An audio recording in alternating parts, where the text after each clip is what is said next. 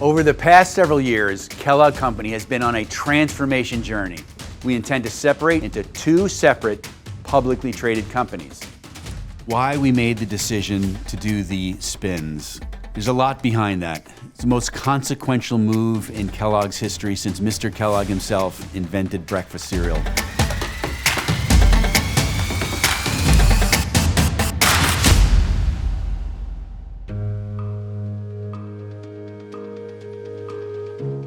When I came into the company, I saw an industry that I felt had really lost the plot.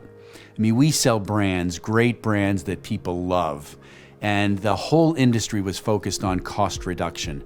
And so I traveled around the whole world talking to hundreds of our associates, asking them questions like, what's preventing us from growing? What would you keep? What would you change? And born from those conversations was our Deploy for Growth strategy, which had a couple of important tenets. One was win through occasions. So we sell brands that people love, but we needed to focus on the occasions and what makes our differentiated brands unique to those occasions and how we could drive better and more household penetration, higher buy rates, and get our brands growing again. Shaping a growth portfolio. So what was missing from the portfolio? So we bought RX Bar, we doubled down in Africa, we made acquisitions in Brazil. We also divested certain brands where we didn't feel like we had a competitive advantage. Perfect Service, Perfect Store, which is all about focusing on our retail customers. How could we be their best and most valued supplier? How could we provide better service? All those things came together to create a new environment that got us growing again. It really takes a strong growth mindset, and I think he is leading brilliantly that way. I think it's all about opportunities, and how do you continue to look for solutions when you run into a problem, to make sure that you're asking the right questions to resolve any sort of challenges. And it's also about being resilient and making sure that you continue to push forward. It's a great challenge for us to take the 116-year history of Kellogg and project it forward for the next 116 years and beyond.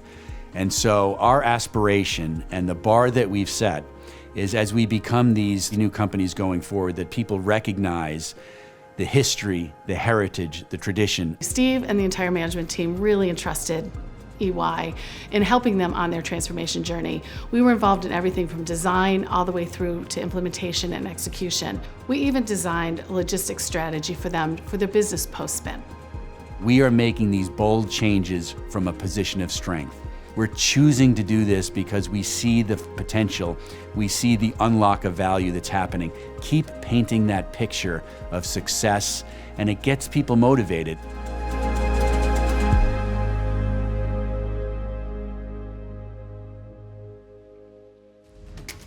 The single biggest risk to the whole transformation journey that we're on is that we lose the current business momentum.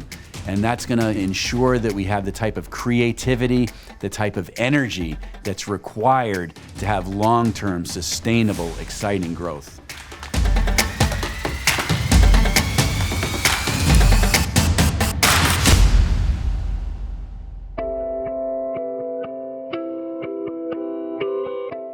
Some of the biggest challenges we faced were really getting people to believe, that we would have the stick-to-itiveness necessary to really get there. And so once you get a certain number of people believing, you get momentum. And so the creation of that momentum was the most important thing that we had to do. To get momentum, you've got to, what I call post some scores on the door. You have to look hard for those areas that you can celebrate, that you can make a big deal of, and people start to pay attention. The real breakthrough for us was developing what we call the affordability pyramid. And so we'd started in many of these businesses with very expensive cereals, trying to create the breakfast occasion. But if you come in with snacks that are affordable with great entry-level price points, you start to build a foundation that you can then build upon. And so building those portfolios, really generating more competitive routes to market has led to some great success. Winning is infectious, and it really is. You get that flywheel spinning, and everybody wants to keep it spinning. Empowering your people and allowing and trusting them to run that business as usual while really leaning into change and being resilient around the transformation is critically important. It's been so hard to get to where we are in terms of this type of exciting growth, and we don't want to do anything to put that at risk. And so we have to be absolutely relentless in making sure that the people who are responsible for driving the growth, the people who work in our plants and keep our supply chain running smoothly, the people who call on our customers, the people who do our brand marketing, all of our commercial leadership, are singularly focused on making sure that this phenomenal business momentum that we have continues, and then have dedicated teams and resources and great partners outside who can work with us on this transformation journey, which is immense. There were multiples of work streams along the way, and we partnered with Kellogg to make sure that we were providing advice, but also sharing information and knowledge from the work that we have done with other organizations. When you really get to a growth mindset, it places a lot of responsibility on your people. Because what can happen is you start potentially to become risk averse. You've got momentum, you've got brands that are growing like they never have before, and you could start to get a little too conservative. And so we have to continue to push ourselves so that we're taking calculated risks, we're making bold moves, and we continue to be courageous in the types of things that we try and take on. Because, momentum is a precious thing. Once you have it, you have to keep it.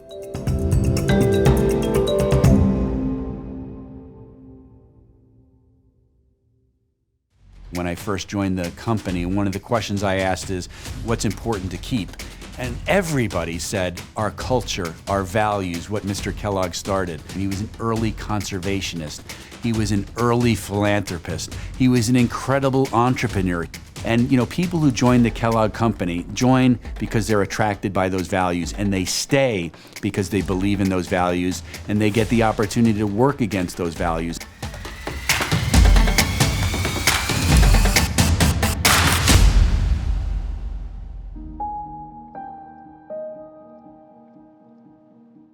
Mr. Kellogg's spirit lives today in our ESG strategy. We call it our Better Days ESG strategy. And we have a commitment to create 3 billion better days for people around the world. And it's a time when it's really necessary.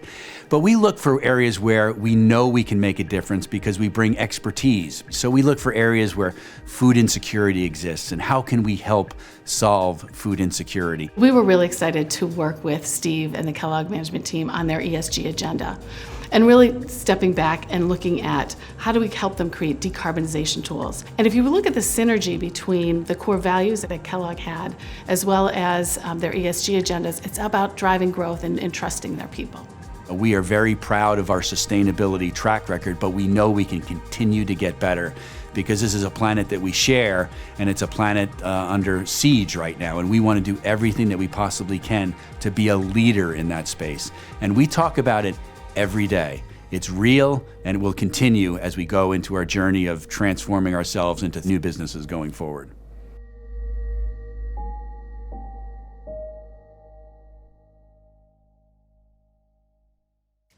I know that being the CEO of an organization makes a lot of people less comfortable in sharing what's exactly on their mind. So you just have to work to make them feel comfortable so that they don't look at you and say, oh, that's the CEO, and I have to either run the other direction or, zip it up and just say what he wants me to say. You don't learn anything from that. And, whenever you have a conversation, you want to learn something. You want to be able to teach something, but you also want to be able to learn something.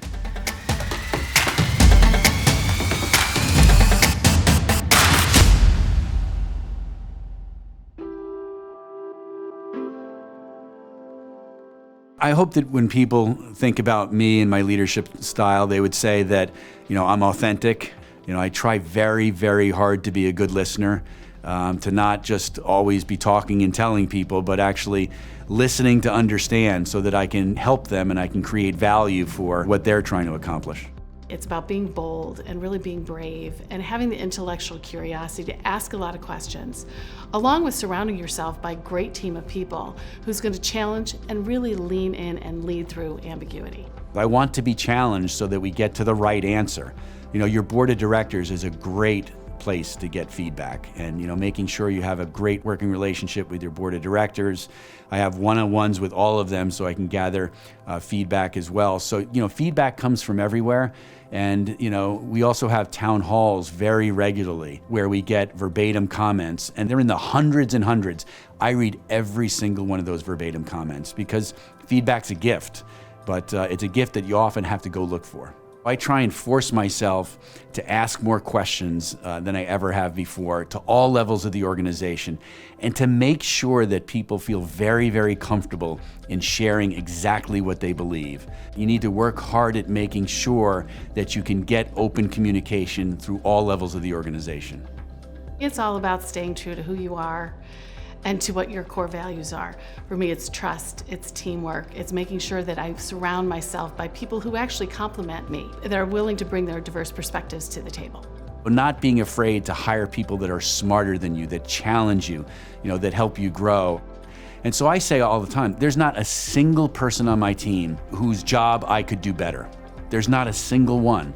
And so I try and tell my people, you're in this role because I trust you to make the right decisions. I trust you to do the right things. And I want you to be bold. Real leaders like working in an environment like that where they feel trusted, where they feel committed, and they feel empowered.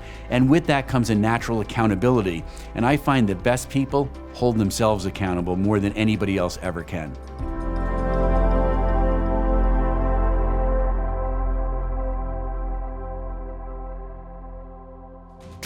When this job became available, I was immediately transported to my 8-year-old self at my kitchen table with my siblings. These are great brands that I just love and hold in the highest esteem.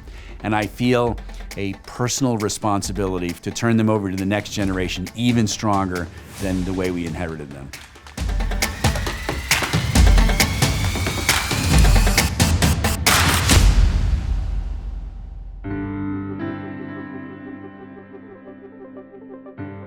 I took a different approach to the business because I saw the potential. When brands like ours have the right level of investment behind them, they respond, particularly if you bring great marketing forward.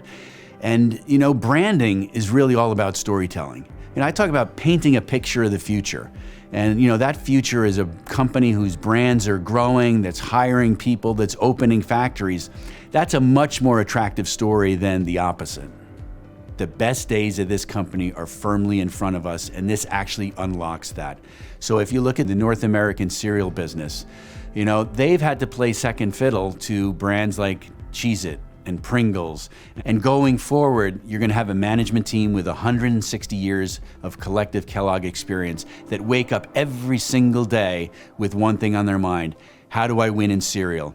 How do I polish up these iconic brands so that they can be better tomorrow than they were even yesterday? And they'll be entirely focused on that, and their strategy, their capital strategy, their investment strategy will be firmly rooted in that. And then you look at the RemainCo, the global snacking company. It's got a portfolio that I would put up against any food company, any consumer packaged company out there. I think a lot of it has to do with making sure you're prioritizing and having people around you who can lead through ambiguity, to keep your focus on business as usual and how do you drive growth and serve your clients and operate your business while balancing that with the transformation is really important to make sure that you've got your priorities set. I look forward to the future, and I really do believe that we're unlocking the type of value that Mr. Kellogg himself would be proud of, because we're standing on his shoulders as we look across the horizon and see where we want to go.